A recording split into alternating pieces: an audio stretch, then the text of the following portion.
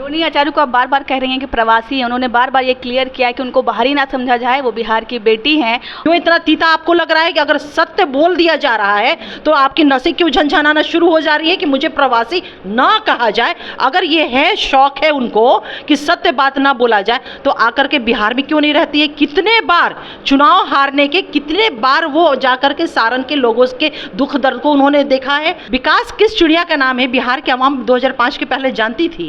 आपके माता पिता के शासन काल में जो बिहार बदहाल बिहार था ना, उसको नीतीश कुमार जी 2005 के बाद से विकासशील बिहार बनाया और अब नीतीश कुमार जी के नेतृत्व में बिहार विकसित बिहार बन रहा है। पले बढ़े रहने से और वो प्रवास कर रही है सिंगापुर में, राजनीतिक लाभ किस चीज का मिला है? पारिवारिक लाभ मिला है। लालू प्रसाद यादव जी की पुत्री हैं, सीधे पैराशूट से वो उतरती हैं सारण में और आकर करके वहाँ का चुनाव लड़ती है और हार का सामना करके बैरंग उनको वापस करना पड़ता। मैं यही कहूँगी रोहिणी आचार्य जी को कि आप सिंगापुर की चिंता करिए, बिहार की चिंता करने के लिए यहाँ माननीय मुख्यमंत्री नीतीश कुमार जी मौजूद है। ऑनरेबल हाई कोर्ट ने कहा था कि जो शासन है उनके माता पिता के शासन को ऑनरेबल हाई कोर्ट ने कहा था कि जंगल राजा, हमने नहीं कहा था। किस विषय पे प्रवचन दे रहे हैं? उस विषय पे जहाँ अपराध और अपराधियों का कभी बिहार जो है राष्ट्रीय पटल पे जिसकी पहचान हुआ करती थी, अपराधियों का, अपराधों का पंचायती एक अन्य मार्ग जो सीम आवास उस वक्त हुआ करता था, वो दौर अब बिहार का नहीं है। जब उनके माता पिता के शासन काल में 6-7 बजते बजते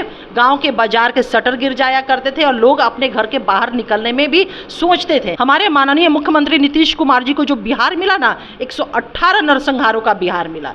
तो जो स्वयं उन्माद की राजनीति, कास्ट की राजनीति करने वाले लोग हैं, जिसकी वजह से इतने बिहार का जो एक कहा जाए एक बदनुमा दाग राष्ट्रीय पटल पे बना, 118 नरसंहार इस बिहार में हुए, कैसे हो पाता?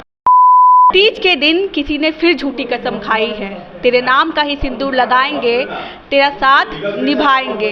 ये कटाक्ष है लालू प्रसाद यादव की बेटी रोहिणी आचार्य का। कटाक्ष कर रही हैं बिहार के मुख्यमंत्री के उस बयान पे जहाँ मुख्यमंत्री कहते हुए नजर आ रहे हैं कि अब हम कहीं नहीं जाएंगे, 2 बार गलती से इधर उधर हो गए थे। रोहिणी आचार्य हमेशा विवादों में रहती है अपने बयानों को लेकर के, और इस बार लोकसभा चुनाव भी लड़ा था सारण से, लेकिन उनकी हार हुई थी।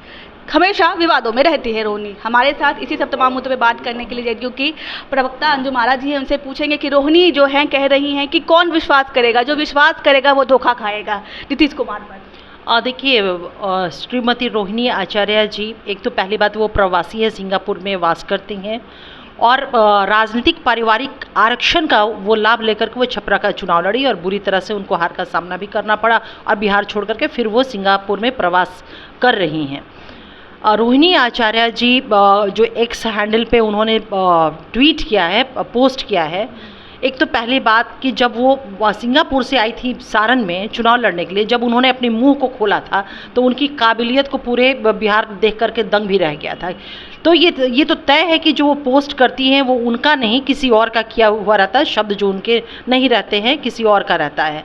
रोहिणी आचार्य जी से मैं यही कहूँगी कि देखिए, आप रहती हैं सिंगापुर में और बिहार की राजनीति कर रही हैं। बिहार को तो वो समझती तक नहीं। बिहार की तो बेटी है। नहीं, बिहार की बेटी प्रवासी है ना, कितना जानती हैं वो बिहार के बारे में?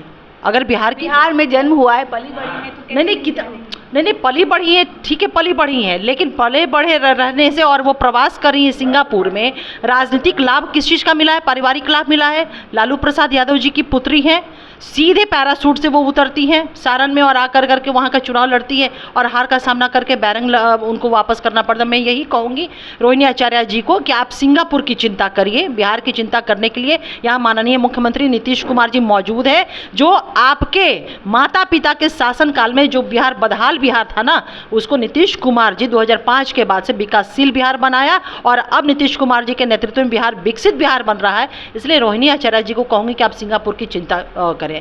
रोहिणी आचार्य को आप बार बार कह रही हैं कि प्रवासी हैं, उन्होंने बार बार ये क्लियर किया है कि उनको बाहरी ना समझा जाए, वो बिहार की बेटी हैं और वो हारी भी है तो कड़ी टक्कर दे करके हारी। अरे भैया, आप कह रही कि बार बार मैं प्रवासी कह रही हूँ, तो यूनिवर्सल ट्रूथ है ना। कहाँ रह रही है अभी, आप बताइए ना, कहाँ वो प्रवास कर रही हैं? कहते हैं कि बार बार at present time where she is residing in Singapore. It's a true परिवार। ये सही है। अरे भैया, उनके परिवार क्या होता है जी? राजनीति आप कर रही हैं, आप इंडिविजुअल कैपेसिटी में आप जो अपने आप को कह रही है कि मेरी अपनी एक पॉलिटिकल हैसियत है, तो ये तो सत्य है ना कि एट प्रेजेंट टाइम वो सिंगापुर में रिजाइड कर रही। क्यों इतनी तीखी मिर्ची लग रही है, क्यों इतना तीता आपको लग रहा है कि अगर सत्य बोल दिया जा रहा है तो आपकी नसें क्यों झनझनाना शुरू हो जा रही है कि मुझे प्रवासी ना कहा जाए? अगर ये है, शौक है उनको कि सत्य बात ना बोला जाए, तो आकर के बिहार में क्यों नहीं रहती है? कितने बार चुनाव हारने के, कितने बार वो जाकर के सारण के लोगों के दुख दर्द को उन्होंने देखा है, समझा है, उनके बीच में वो गई हैं।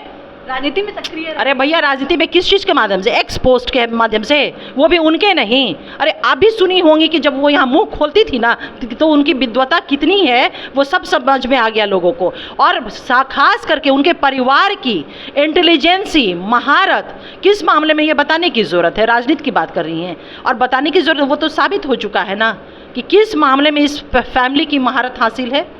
आप लोग जो कह रही हैं कि अभी जो है आप पर आरोप लग रहा है कि जिस तरीके से आपराधिक मामले बढ़ते जा रहे हैं बिहार में, राजद वाले कह रहे हैं कि जंगल राज कहते थे, हमें वही जंगल राज लौटा दीजिए, वही सही था। अरे भैया, जंगल राज, फिर मैं ये यहाँ कॉन्ट्राडिक्टरी बयान पे मैं फिर हस्तक्षेप करूँगी। जंगल राज ये नैरेटिव हमारा दिया हुआ है, बिहार के आवाम का बोला हुआ है कि ऑनरेबल हाई कोर्ट ने कहा था कि जो शासन है उनके माता पिता के शासन को ऑनरेबल हाई कोर्ट ने कहा था कि जंगल राज है। हमने नहीं कहा था, उनको चेक कर लेना चाहिए। दूसरी चीज़ है, क्यों नहीं कहेंगे? ऑनरेबल हाई कोर्ट ने अगर किसी चीज़ को एस्टैब्लिश किया है, अरे भैया, तो उसको तो पूरे देश को आप हाई कोर्ट की बातों को, हाई कोर्ट के वर्डिक्ट को आप नहीं मानेंगे।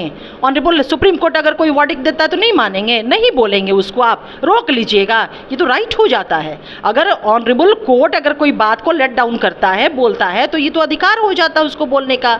दूसरी चीज़ है कि किस विषय पे प्रवचन दे रहे हैं, उस विषय पे जहां अपराध और अपराधियों का कभी बिहार जो है राष्ट्रीय पटल पे जिसकी पहचान हुआ करती थी, अपराधों का पंचायती एक अन्य मार्ग जो सीम आवास उस वक्त हुआ करता था, वहां पे उनकी पंचायती हुआ करती थी। तो इनकी कोई नैतिक मोरल ग्राउंड नहीं है इनका अपराध जैसे विषय पे बोलने के लिए। देखिए, हम जब कहते हैं कानून का राज है नीतीश कुमार जी के शासन को, तो वाकई में कानून का राज है। यहाँ पे पुलिस फ्री है अपने विधि सम्मत कार्रवाई करने के लिए। हम लोग तो चुनौती देते हैं कि एक भी, आप अपोजिशन में हैं, एक भी ऐसे मामले को आप ला करके सामने पटल पे लाइए और जहाँ कहीं कि सत्ता और शासन ने इस मामले में हस्तक्षेप किया हो, इन्फ्लुएंस किया हो, तो इसी कानून का राज कहते हैं ना। यादव जो है कार्यकर्ता संवाद यात्रा पे निकलने वाले हैं। इससे पहले वो जन विश्वास यात्रा पे निकले थे तो उनको जो है सफलता मिली थी। लोकसभा जो है 4 सीटें उन्होंने लाया था। तो कह रहे हैं कि विधानसभा सीट में भी, विधानसभा जब चुनाव होगा तो उसमें भी उनको बहुत सफलता मिलेगी। इसको किस तरीके से देखिए, नेता प्रतिपक्ष की जहाँ तक मैं समझती हूँ कोई भी यात्राएं उन्होंने मुकम्मल नहीं किया है। और यात्राओं की जब बात होती है तो माननीय मुख्यमंत्री नीतीश कुमार जी की यात्राओं को ही जाना जाता है बिहार में, जहाँ पे हमारे माननीय मुख्यमंत्री नीतीश कुमार जी जनता से संपर्क करके, मिल करके जो चीज़ें फीडबैक आई है, बहुत सारा ऐसा आप देखेंगे कि निर्णय हुए, कानून बने। इवन कि जो लोक शिकायत निवारण कानून भी है वो आवाम के फीडबैक से यही हुआ है। तो ठीक है, वो यात्रा पे गए हैं, हमारी शुभकामना ही मैं कहूँगी। लेकिन मैं एक बात ज़रूर कहूँगी कि जब आप यात्रा पे गए हैं ना, जो महसूस आप करिएगा, आप यात्रा पे जाएंगे, बाई रोड जाएंगे, शानदार सड़कें उन्हें मिलेंगी, कहीं गड्ढे वड्ढे नहीं मिलेंगे, इसकी भी चर्चा उन्हें करनी चाहिए। यात्रा पे जा रहे हैं ना, खूब बढ़िया बिजली की व्यवस्था है। उनके माता पिता के शासनकाल में बिजली जो है ना, जाना नहीं, बिजली आना खबर हुआ करता था। जहाँ बिजली के तार पे कपड़े सुखाया, ग्रामीण लोग सुखाया करते थे। तो इसकी भी चर्चा उन्हें करनी चाहिए कि गए हैं, निर्विरोध जो है बिजली हम लोग को मिला है। तीसरी बात कि जब वो जाएंगे ना यात्रा पे तो रात बिरात भी उनको होगा, 12 बज जाएगा, 1 बज जाएगा। हम लोग भी कभी कभी फील्ड विजिट में होते तो रात अक्सर होती है। तो इसकी भी चर्चा उन्हें करनी चाहिए कि कानून व्यवस्था जो है नीतीश कुमार जी के शासन में वाकई अच्छा है। वो दौर अब बिहार का नहीं है जब उनके माता पिता के शासनकाल में 6-7 बजते बजते गाँव के बाजार के शटर गिर जाया करते थे और लोग अपने घर के बाहर निकलने में भी सोचते थे। तो इन सारी बातों की भी चर्चा तेजस्वी जी करेंगे, हमें पूरा विश्वास है। नेता प्रतिपक्ष का एक और बयान जो है दोनों चर्चा में, उन्होंने कहा है कि जदयू के जो नेता है जातीय उन्माद फैलाने में बड़े माहिर हैं। देखिए, जनता, मुझे लगता है कि वाहिद जनता दल यूनाइटेड एक ऐसी पार्टी है जो कभी भी कास्ट, क्रीड, जेंडर, रिलीजन, इन सारी चीज़ों में हमने कभी विश्वास हमारी पार्टी ने नहीं किया है। और न्याय के साथ सबका विकास, जब मौका मिला तो पहला वर्ड जो हमारे नेता नीतीश कुमार जी ने कहा वो यही कहा था, न्याय के साथ सबका विकास करूंगा और कानून का राज स्थापित करूंगा आप मीडिया बंधुओं के सामने। तो जिस माननीय मुख्यमंत्री नीतीश कुमार जी की सोच आप समझ सकते हैं कि न्याय के साथ सबका विकास, यानी कि तमाम लोगों का, जहाँ पे कोई डिस्क्रिमिनेशन नहीं है कि कौन जेंडर है, कौन रिलीजन है, कौन कास्ट का है, कुछ भी नहीं। हाँ, ये बात सही है, जो बरसों से देश के जितने भी रहनुमा थे, जिनकी भी सरकारें बनी, जो डिप्राइव सेक्शंस के लोग थे, महिलाएं थी, अनुसूचित जाति, अनुसूचित जनजाति, पिछड़ा समाज जो कभी हाशिए पे रहते थे, जो देश के आइन ने उनको अधिकार दिया हुआ था, उस अधिकार से बेचारे वो बरसों बरस वंचित रहे। उनको मेन स्ट्रीम में लाने का, उनको कॉन्स्टिट्यूशनल जो राइट था देने का, हमारे नेता नीतीश कुमार ने जरूर वो पॉलिसी बनाया, निश्चित रूप से वो कार्यक्रम बनाए जिससे उनके राइट्स, जो कॉन्स्टिट्यूशनल राइट है, लीगल राइट है, वो इंश्योर हो सके और कन्फर्म हो सके। अगर इस नेता प्रतिपक्ष या विपक्ष इस तरह की बातें करता तो ये उनकी सोच हो सकती है, क्योंकि वो इस दायरे से बाहर कभी निकले ही नहीं। कभी माई समीकरण बनाना, कभी यादव कुशवाहा का समीकरण बनाना, कभी किसी का अरे A to Z तो वो A to Z की पार्टी तो वो हमारी रही है ना, ये हमारा नैरेटिव रहा है, हमने इस दिशा में काम किया हुआ है। कॉपी किए क्या? बिल्कुल निश्चित रूप से कॉपी ही कर रहे हैं ना। अब विकास देखिए, विकास किस चिड़िया का नाम है बिहार की आवाम 2005 के पहले जानती थी। अब विकास की बात करें तो हमारे नेता नीतीश कुमार जी ने इतना काम किया है ना कि अब बाध्यता हो गई है, जो उन्माद की राजनीति करते थे, जो कास्टिज्म की राजनीति अगर कास्टिज्म की राजनीति इनकी नहीं थी तो 118 नरसंहारों का बिहार कैसे बना, पहले ये बताइए। हमारे माननीय मुख्यमंत्री नीतीश कुमार जी को जो बिहार मिला ना, 118 नरसंहारों का बिहार मिला।